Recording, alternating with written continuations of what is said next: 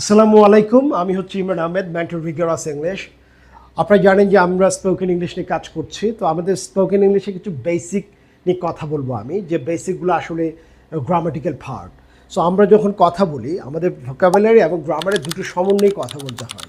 তো সেই ক্ষেত্রে আমরা জানবো যে স্পোকেনের ক্ষেত্রে কোন ধরনের গ্রামারগুলো খুবই ইম্পর্টেন্ট, যেটা ছাড়া কখনোই ভালো স্পোকেন ইংলিশ আপনার হবে না, মানে সঠিক হবে না। তো সেক্ষেত্রে আমরা যদি প্রথমে দেখি যে basic for the spoken English, এই ক্ষেত্রে দুটো বিষয় কাজ করে। ওয়ান, আমরা যখন কথা বলি, কথা বলার একটা হচ্ছে অ্যাফার্মেটিভ সেন্টেন্স, পজিটিভ ওয়ান, আরেকটা হচ্ছে নেগেটিভ কথা, রাইট? এখন আমরা যদি পজিটিভ আর নেগেটিভ দুটোই বলি, আমাদের কথা বলার সময় আমাকে অবশ্যই সাবজেক্ট এবং ভার্ব লাগবে, রাইট? সাবজেক্ট এবং ভার্বে আমরা জানি যে একটা হচ্ছে যে অ্যাকশন ভার্ব, একটা হচ্ছে টু বি ভার্ব, মানে অক্সিলারি যেটাকে বলা হয়। যেমন প্রেজেন্টের ক্ষেত্রে ইউজ করা হয় M, is, R, right?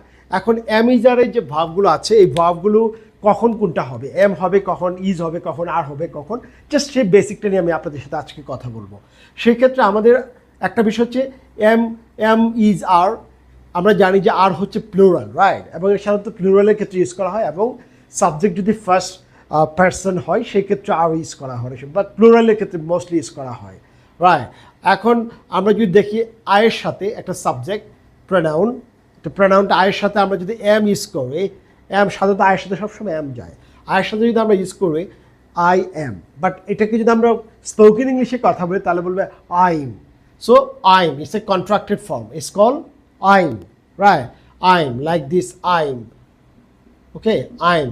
So আমরা যদি আবার উইয়ের সাথে করি, যেমন আমরা একবার বলে নিই যে পার্সনগুলো হচ্ছে I, we, you, he, she, it, they. এখানে আই এবং উই হচ্ছে ফার্স্ট পার্সন, আর ইউ অ্যান্ড ইউ হচ্ছে second person, he, she, it third person, they. এখানে ভাগ হচ্ছে সিঙ্গুলার এবং প্লুরাল। উই হচ্ছে প্লুরাল, ইউ হচ্ছে প্লুরাল, এবং দে হচ্ছে প্লুরাল, বাট এখানে first person, second person, third person. On the basis of that আমরা এগুলো করবো। তা আমরা একটু পড়ি সহজভাবে।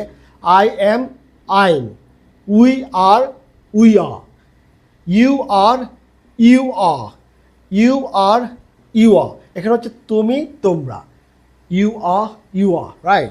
আরেকটা হচ্ছে যে হি ইজ, হিজ, এসের সাউন্ডটা হবে জ্যাডের মতো, এটা সাউন্ড হচ্ছে হিজ, ওকে, হিজ। আর শি একটা হচ্ছে she is, she's, she's, right? এবং it is, it's, contracted form. And they are, they are. এখন আমি এখানে যদি একটা সেন্টেন্স তৈরি করি তাহলে হবে যে আই এম আ স্টুডেন্ট। আমরা অনেকে বলে I am a student, not I am a student. কথা বলার সময় আমাকে লিখতে হবে I am a student, I am a student, right? আর যদি আমরা বলি উই আর, যেমন we are going to school, we are going to school. এখানে we are going to school, not like that, you have to say we are going to school. এখন আমি you এর ক্ষেত্রে same, you are such a beautiful girl, right? You are, এখন আমি যদি you are a beautiful girl, so it's not a good one. So if you say like a voice, you are such a beautiful girl in this class, so that is the great expression, right?